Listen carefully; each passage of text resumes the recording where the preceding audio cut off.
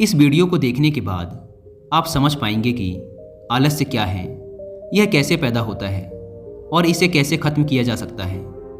एक बार आलस्य से परेशान एक व्यक्ति गौतम बुद्ध के पास आता है और कहता है, बुद्ध, मेरे अंदर बहुत आलस्य है। मैं इस आलस्य की वजह से अपने जीवन में वो सब कुछ नहीं कर पा रहा जो मैं करना चाहता हूँ। इस आलस्य ने मुझे बहुत परेशान कर रखा है। इसकी वजह से मैं अपने जीवन में उन्नति नहीं कर पा रहा हूँ।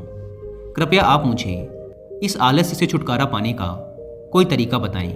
यह सुन गौतम बुद्ध मुस्कुराते हैं और उस आलसी व्यक्ति से कहते हैं, तुम्हें कैसे पता कि तुम्हारे अंदर आलस्य है? उस आलसी व्यक्ति ने कहा, बुद्ध, केवल मैं ही नहीं बल्कि मेरा पूरा परिवार भी यही कहता है कि मैं एक आलसी व्यक्ति हूँ। बुद्ध ने कहा, क्या तुम मुझे इसका प्रमाण दे सकते हो कि तुम एक आलसी व्यक्ति हो?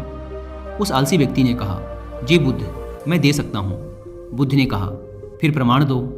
उस आलसी व्यक्ति ने कहा, बुद्ध, मैं ये तो जानता हूँ कि सुबह उठना मेरे स्वास्थ्य और मेरे मन दोनों के लिए ही लाभकारी है, लेकिन मेरा आलस्य मुझे सुबह जल्दी उठने ही नहीं देता। बुद्ध ने कहा, अच्छा, परंतु क्या तुम्हें पता है कि आलस्य होता क्या है? उस आलसी व्यक्ति ने कहा, बुद्ध, मुझे ये तो नहीं मालूम कि आलस्य होता क्या है, लेकिन ये जो कुछ भी है बहुत बुरा है। बुद्ध ने कहा, आलस्य एक मानसिक अवस्था है, एक भाव है, एक विचार है जिसे जाने अनजाने में हम इंसान खुद ही अपने अंदर पैदा करते हैं। आलसी व्यक्ति ने कहा, परंतु वो कैसे बुद्ध? बुद्ध ने कहा, पहले तो तुम ये समझो कि हमारे भीतर आलस्य दो कारणों से पैदा होता है।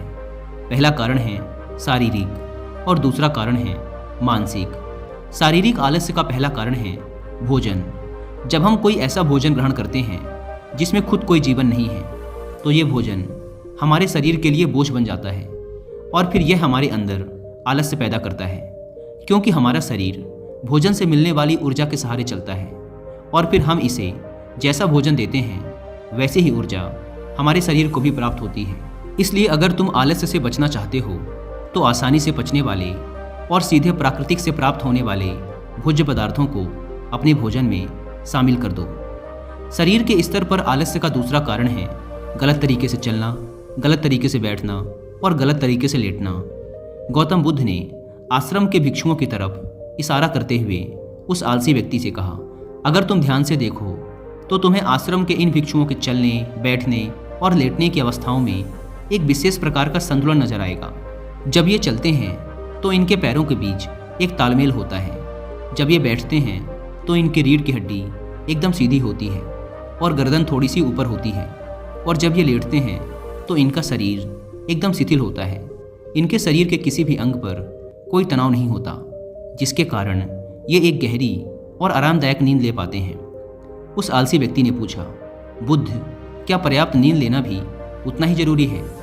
बुद्ध ने कहा, ना कम ना ज़्यादा, हमेशा ही पर्याप्त मात्रा में सोना लाभकारी होता है।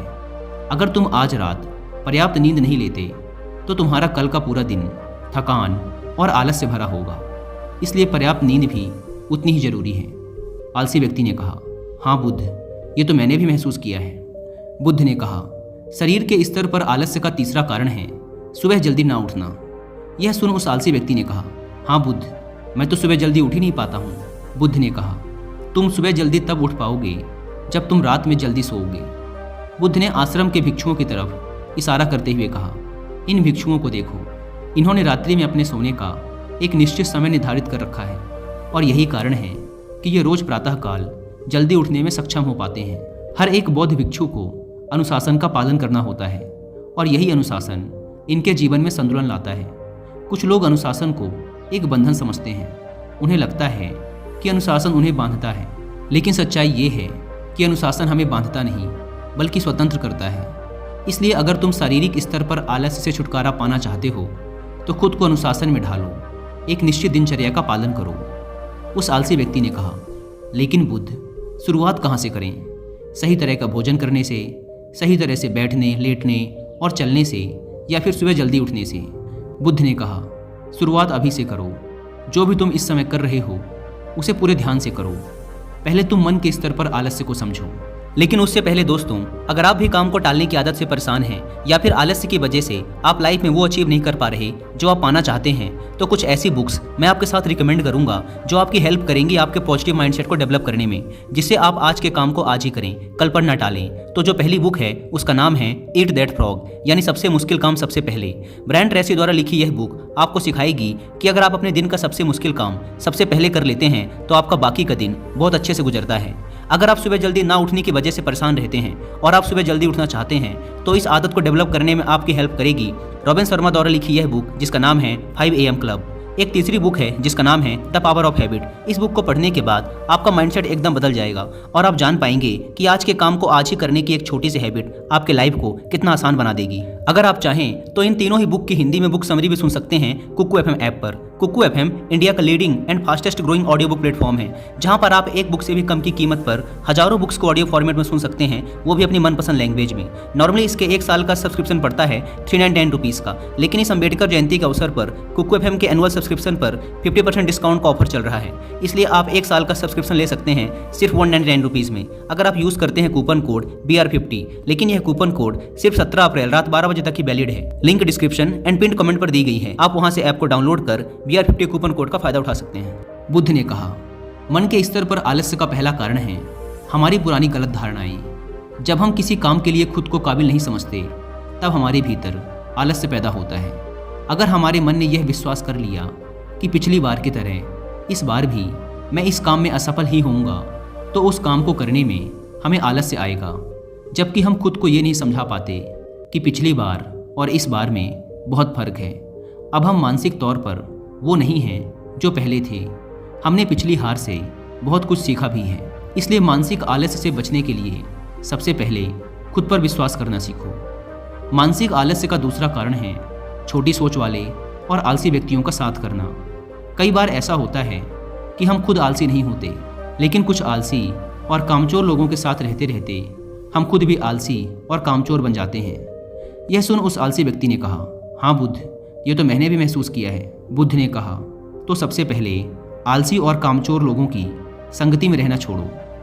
बुद्ध ने आगे कहा, मानसिक आलस्य का तीसरा कारण है काम को टालने की आदत। काम को टालना आलस्य और मानसिक तनाव का सबसे बड़ा कारण है। शुरुआत में तो हमें पता नहीं चलता, लेकिन धीरे धीरे ये आदत हमारे अंदर घर कर जाती है और ये एक अकेली आदत ही किसी भी इंसान की ज़िंदगी बर्बाद करने के लिए काफ़ी है।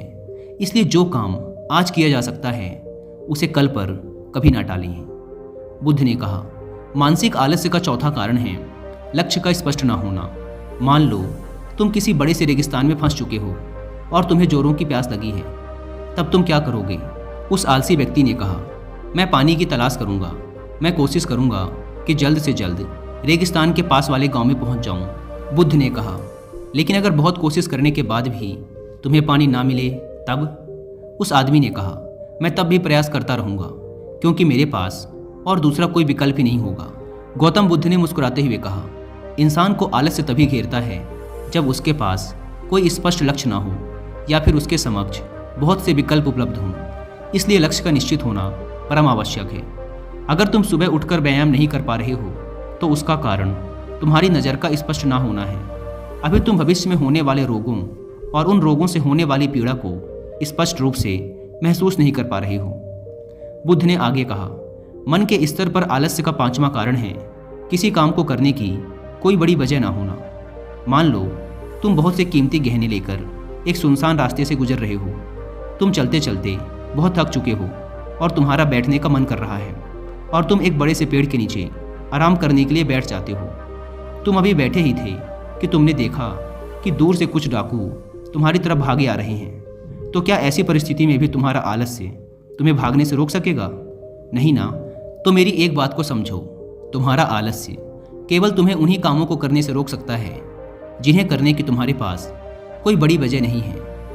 वह आलसी व्यक्ति कहता है, आपका बहुत बहुत धन्यवाद बुद्ध, आपसे मुझे आलस्य का सारा खेल समझ आ गया।